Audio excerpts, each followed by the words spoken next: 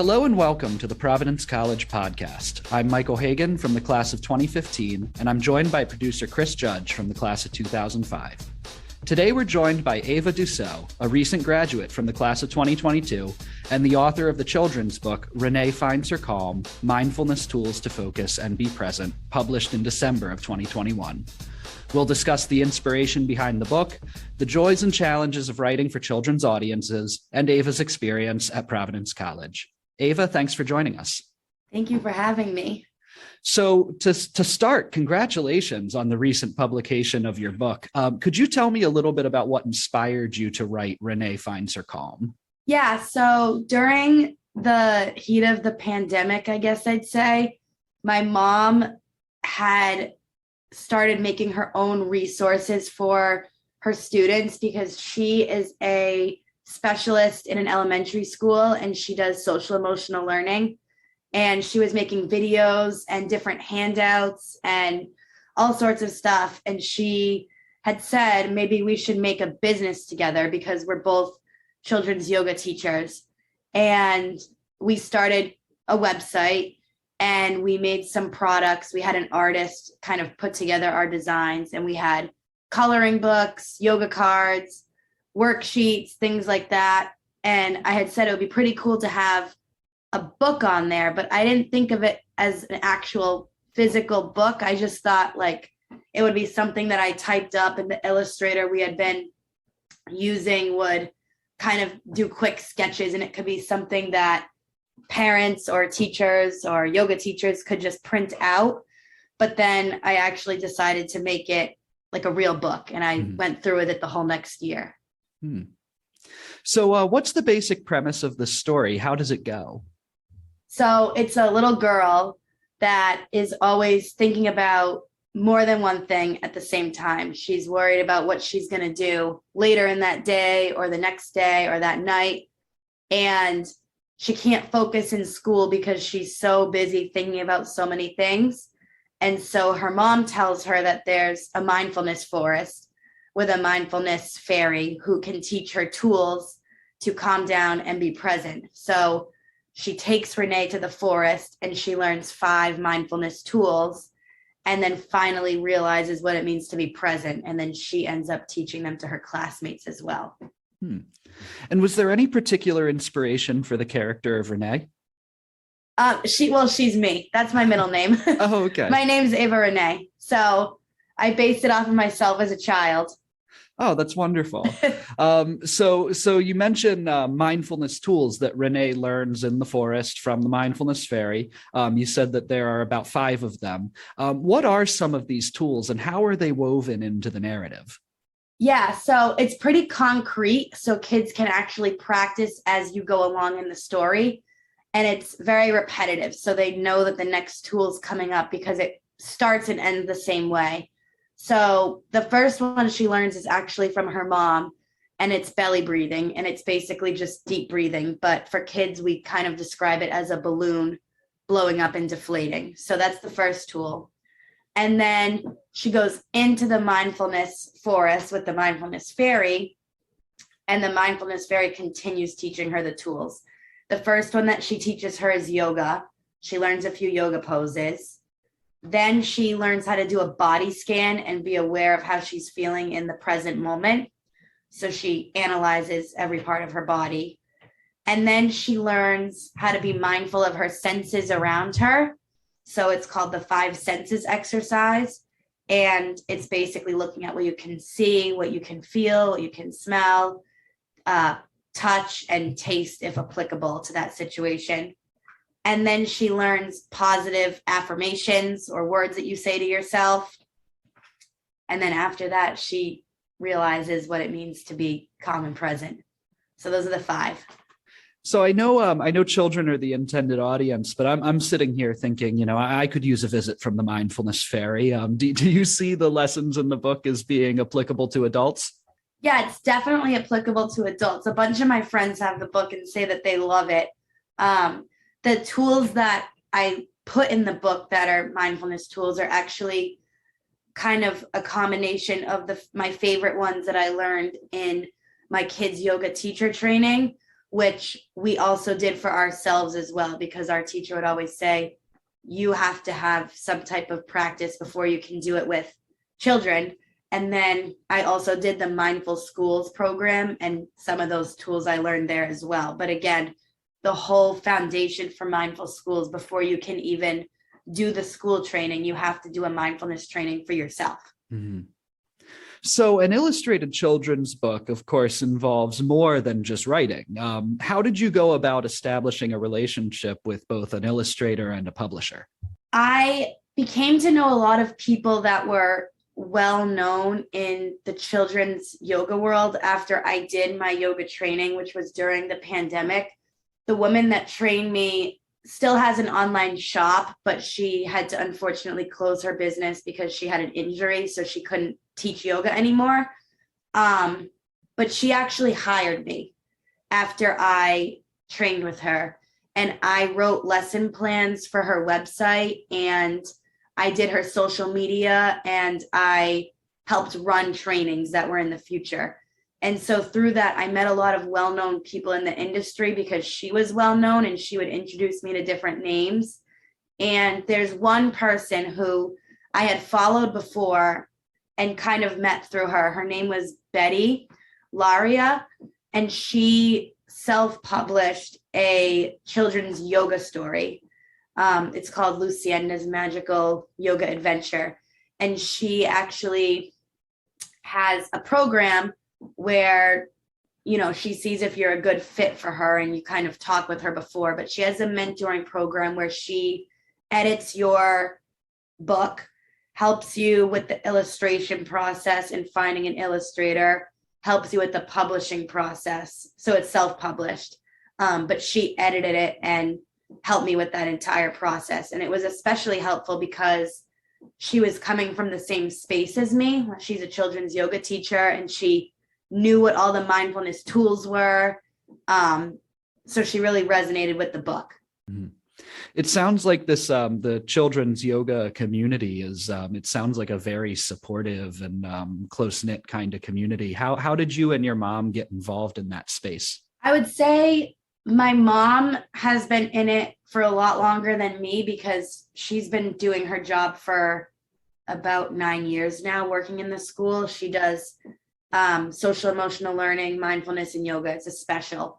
But once I got trained, I'm more tech savvy than her. So once we started our business, we started following other people who have similar business models. And surprisingly, no one's really near each other because it's not that big of a thing yet. There's no one really in our state that does it or near us. We're friends with a lot of people from different countries or different areas in the world, but they have group chats on Instagram or Facebook, and I know how to work the social media more than my mom. So I joined those groups, and we've met some people and communicated with some people. And I think working for that company that I did for so long, she was very prominent for the last 20 years. She's done this forever. So she had introduced me to a lot of people as well, including other authors of children's yoga and mindfulness books. That's awesome. So what did you do to help you see your own work through the eyes of a child?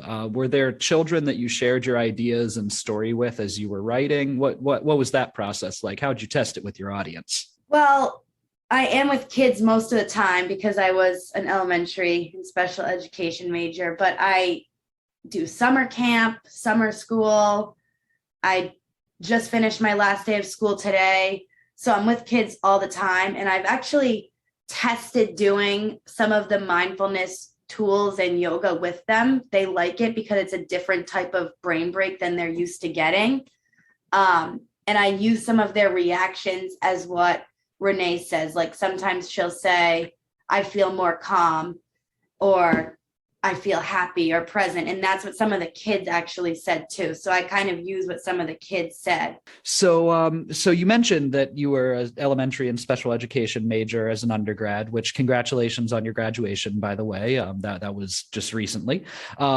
So turning to yourself a bit, when did you decide that you wanted to study elementary and special education? I would say I've always liked working with kids, but I didn't know what I liked doing with them, if that makes sense. Mm-hmm. So I came in as an elementary and special education major, and I actually also majored in psychology. I didn't know if I wanted to do counseling with kids or different types of ABA therapy or something like that. So I had tried out a bunch of things, but I really like that what I'm doing right now, I get to kind of combine both psychology and education.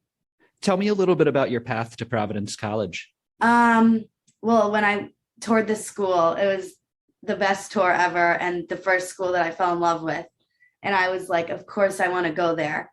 So I obviously accepted it as soon as I got in. And yeah, it's been great. It was awesome.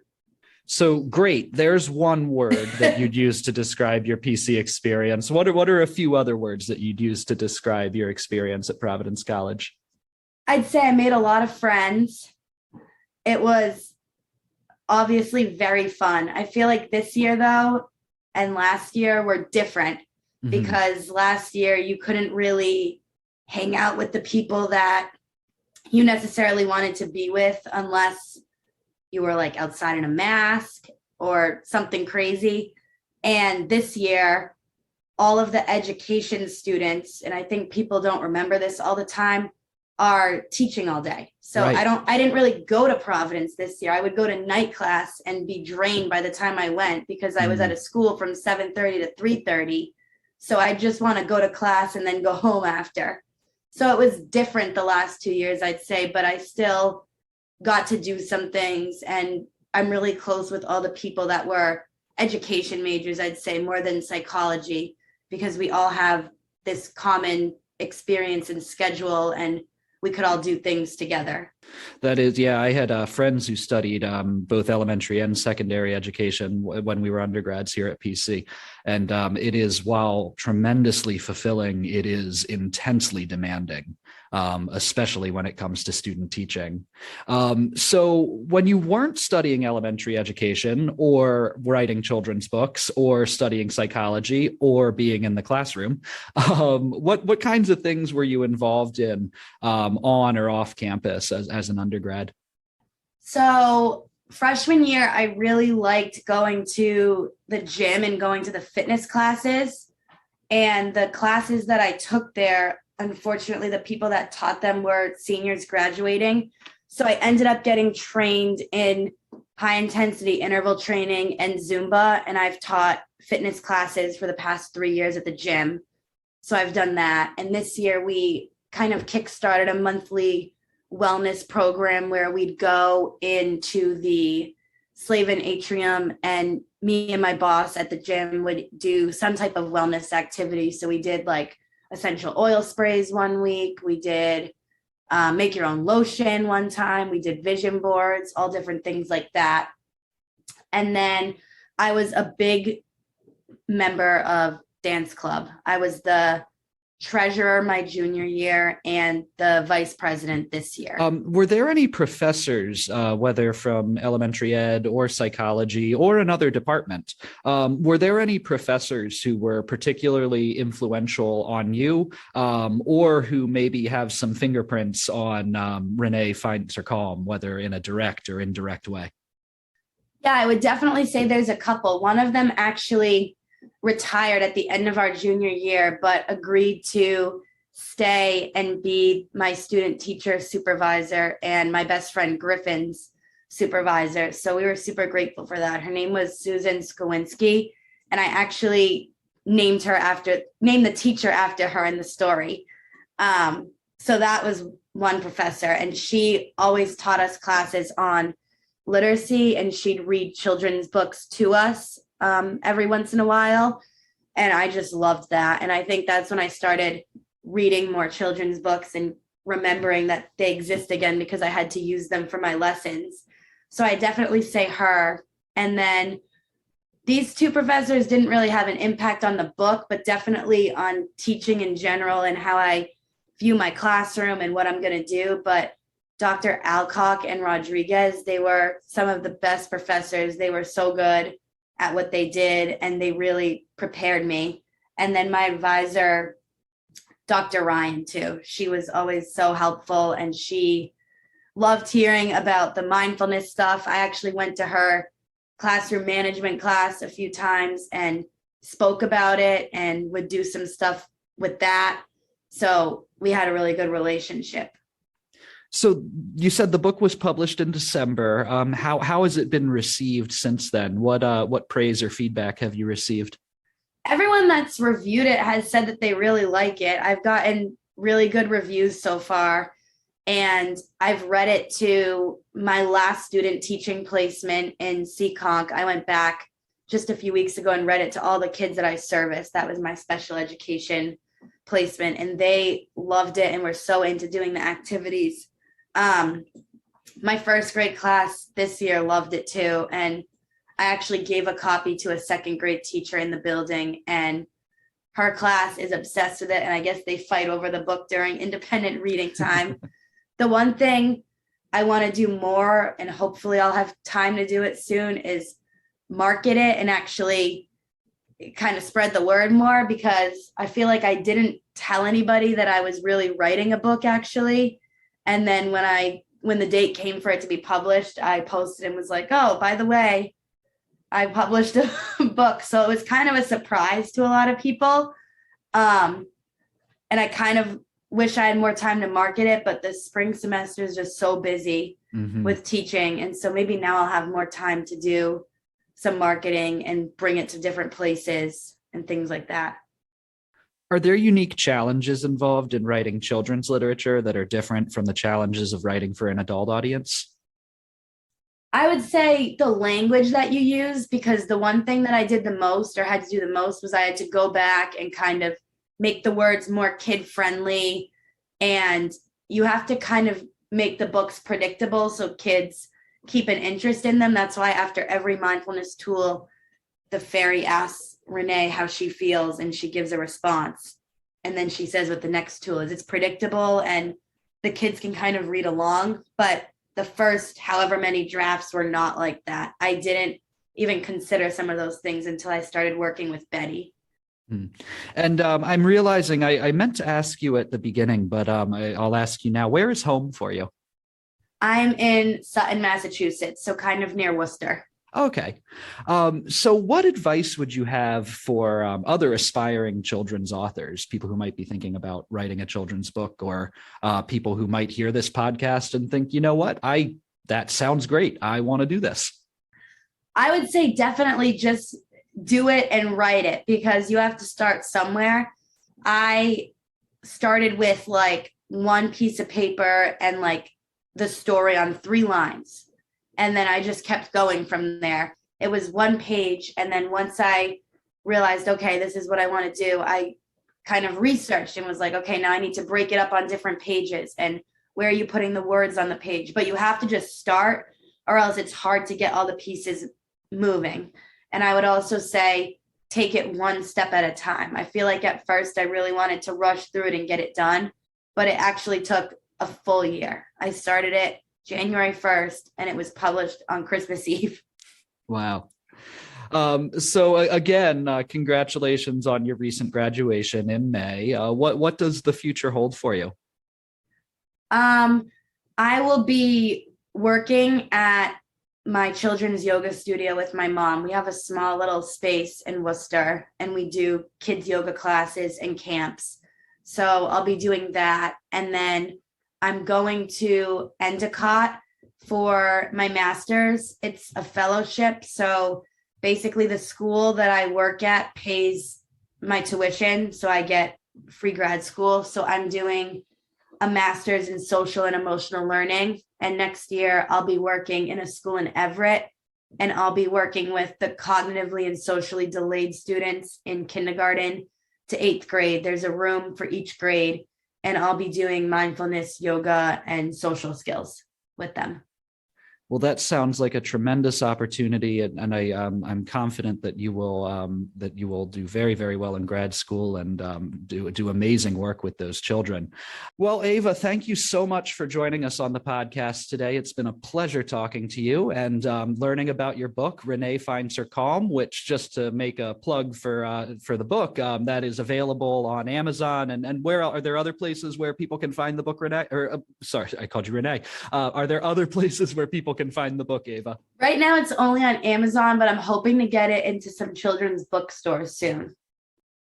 Okay, so stay on the lookout at local children's bookstores, but be sure to check out Renee Finds Her Calm on Amazon. Perhaps a great birthday or Christmas gift for a child that you know. So Ava, thank you again. This has been really, really wonderful, and congratulations again. Thank you so much.